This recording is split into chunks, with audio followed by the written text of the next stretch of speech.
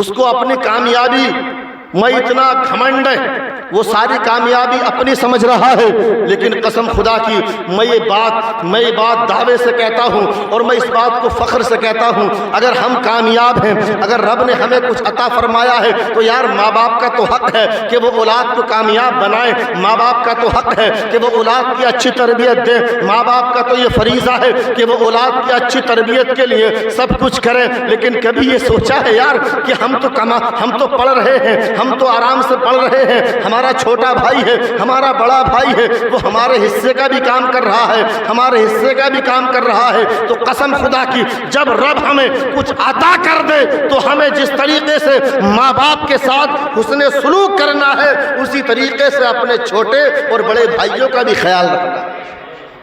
آج مولانا محمد ہارون صاحب پروردگار عالم انہیں بے شمار دولتوں سے نواز رہا ہے، میں امید کرتا ہوں یہ ہم درس دیتے ہیں، یہ ہمارے شاگرد ہیں، ہم نے پڑھایا ہے، ہم اور بچوں کو بھی درس دیتے ہیں۔ قسم خدا کی یار اپنی کامیابی کو اپنی کامیابی مت سمجھو، اپنی کامیابی کو اپنے سارے گھر والوں کی کامیابی سمجھو، بلکہ جب تم کامیاب ہو کر نکل جاؤ تو لوگ یہ کہنے پر مجبور ہو جائے کہ یہ کامیاب ہے، یہ ماں کی بھی خدمت کرتا ہے، یہ باپ کی بھی خدمت کرتا ہے، یہ بڑے بھائی کی بھی خدمت کرتا ہے، یہ چھوٹے بھائیوں کے ساتھ بھی حسن سلوک کرتا ہے۔ جب ہم اس پر عمل کریں گے تب پتہ چلے گا، تب ہم یہ کہہ سکتے ہیں کہ واقعی ہم عالم دین ہیں اور ہم نے قرآن کو صحیح طریقے سے پڑھا ہے اور سمجھا۔ سبحان اللہ، سبحان اللہ، ماشاءاللہ۔ خوش نصیب ہے، اتنی عظیم دولت سے پروردگار عالم نے ان کو نوازا ہے۔ مفتی صاحب نے بتا دیا کہ جہاں پر یہ رہتے ہیں کتنی محنت سے کام کر رہے ہیں اور بڑی عزت میں چار چاند ہے ان کی وہاں پر۔ دیکھو اپنے بچوں کو پڑھاؤ، علم کی برکتیں دیکھو۔ علم جب آدمی کے اندر آتا ہے نا تو پروردگار عالم اس علم کی برکت سے اس کو خود بخود بلندیاں عطا فرما دیتا۔ یہ تو یار وہ علم ہے کہ جس کا پڑھنا ثواب، پڑھانا ثواب، سیکھنا ثواب، سکھانا ثواب۔ وہ علم کہ جس کا نہ سیکھنا ثواب نہ سکھانا ثواب، اگر وہ علم کسی کے اندر آ جائے تب بھی لوگ اس کی عزت کرتے۔ ایک بچہ ناکارہ ہے جس سے کچھ نہیں آتا، اور ایک تھوڑا سا کوئی کام سیکھ جائے تو کہتے ہیں ماسٹر صاحب۔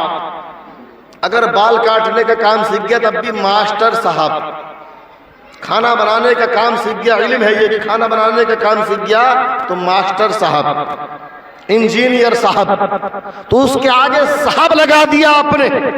آپ بیٹھنے کے لیے اس کو کرسی دے رہے ہیں، اگر وہ دنیاوی تعلیم حاصل کر کے ماسٹر بن گیا ہے، آپ بیٹھنے کے لیے اس کو کرسی دے رہے ہو۔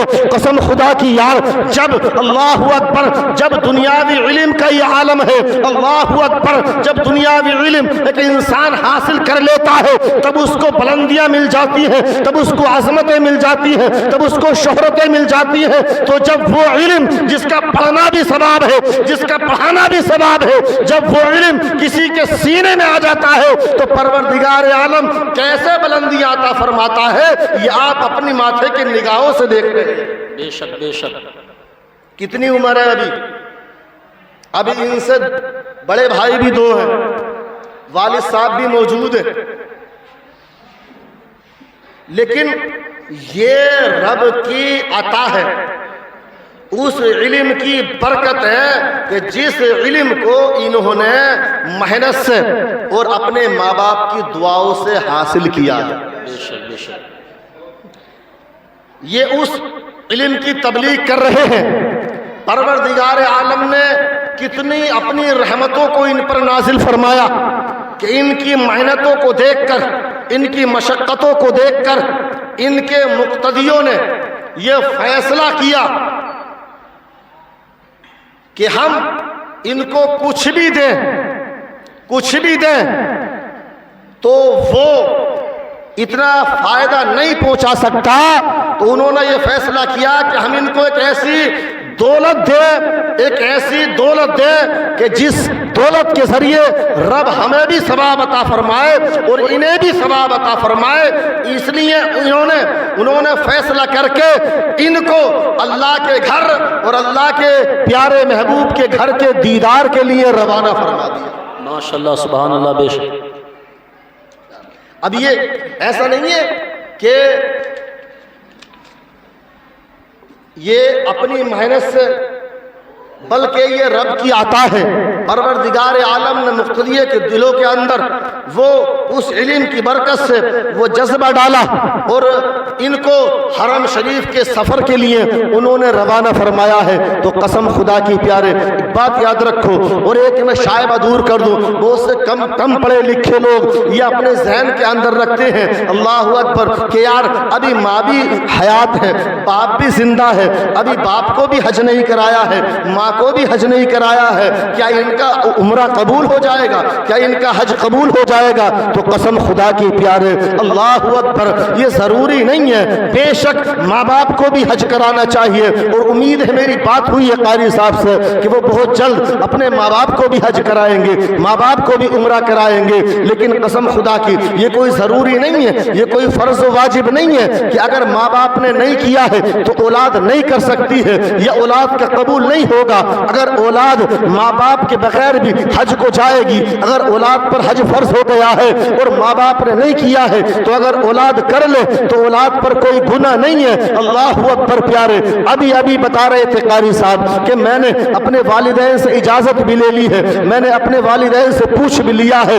بہرحال قسم خدا کی اللہ رب العزت ان کا عمرہ قبول فرما لے۔ میں عرض یہ کر رہا تھا پیارے کہ یہ وہ مقدس گھڑی ہے، یہ وہ مقدس انعام ہے جو پروردگار عالم نے ان کو فیضان قرآن کے صدقے عطا فرمایا ہے، تعلیم کے صدقے عطا فرمایا ہے۔ تم اپنے بچوں کو عالم دین بناؤ، اپنے بچوں کو قاری قرآن بناؤ، اپنے بچوں کو حافظ قرآن بناؤ۔ اگر تم اپنے بچوں کو حافظ قرآن بناؤ گے، قاری قرآن بناؤ گے، عالم دین بناؤ گے، نتیجہ دیکھ لینا اگر کسی کے 4 یا 5 بیٹے ہوں، ایک حافظ قرآن ہو، وہ 4 بیٹوں کی طرف سے اللہ اکبر، وہ 4 بیٹوں کی طرف سے نالا ہو سکتا ہے، شکایت کر سکتا ہے کہ یہ بیٹا مجھ کو بدتمیز بول رہا ہے، یہ بیٹا میری توہین کرتا ہے، یہ بیٹا مجھ کو غلط بولتا ہے۔ میں دعوے کے ساتھ کہتا ہوں، ببانگ دہل کہتا ہوں کہ سارے بچے ماں باپ کی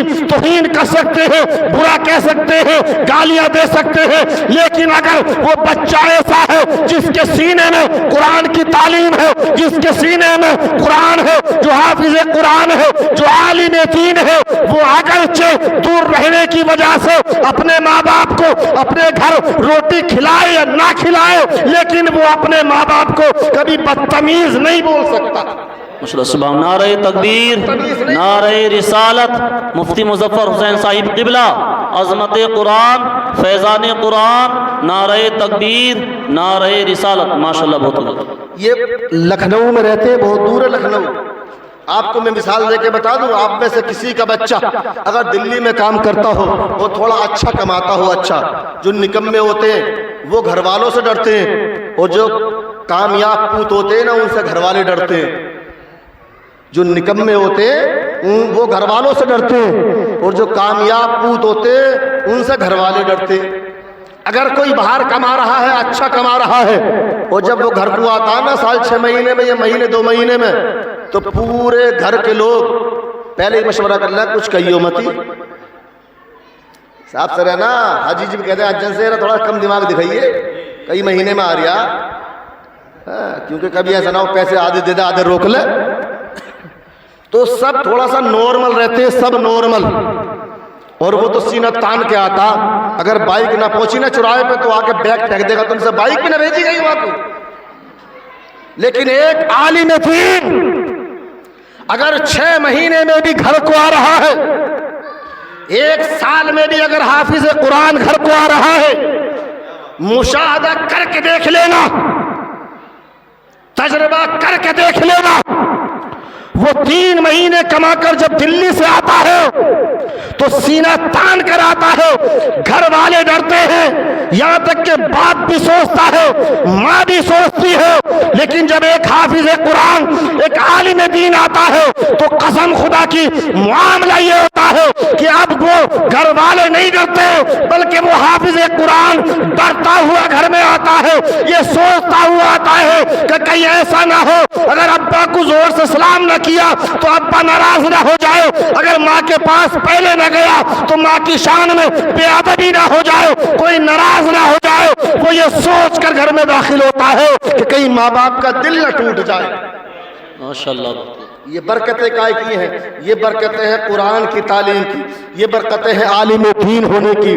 ٹائم کافی ہو رہا ہے، اللہ اکبر، یہ وہ مقدس گھر کے دیدار کے لیے جا رہے ہیں یار، جس کو قرآن میں رب نے فرمایا ہے ان اول بیت وضع للناس للذی ببکۃ، کہ وہ پہلا گھر کہ جس کو پروردگار عالم نے دنیا میں بندوں کی عبادت کے لیے بنایا، وہ کعبہ شریف مکے میں، وہ کیا ہے؟ مکے میں۔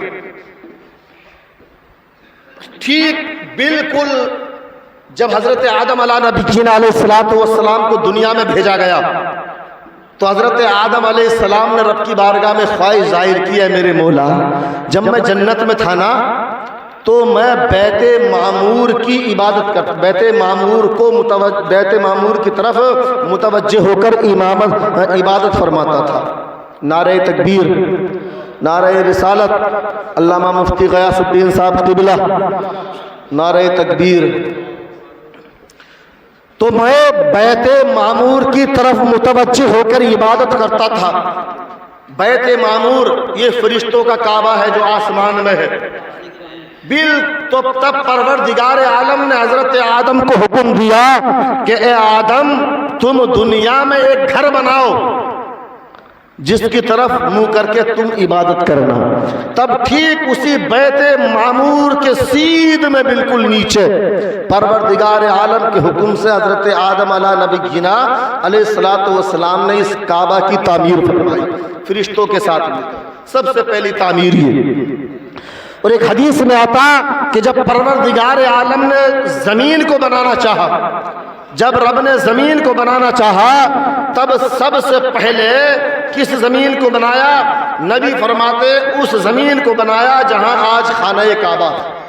سب سے پہلے زمین کے اس حصے کو بنایا جہاں آج خانہ کعبہ ہے، اور پھر اس کے بعد وہیں سے اس زمین کو پھیلا دیا۔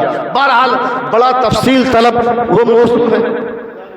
اذان کا ٹائم ہو گیا تھا، 1:30 بجے، ہاں بس نپٹا دو 1 منٹ میں۔ جی ہاں، بہت اچھا سنا ماشاءاللہ۔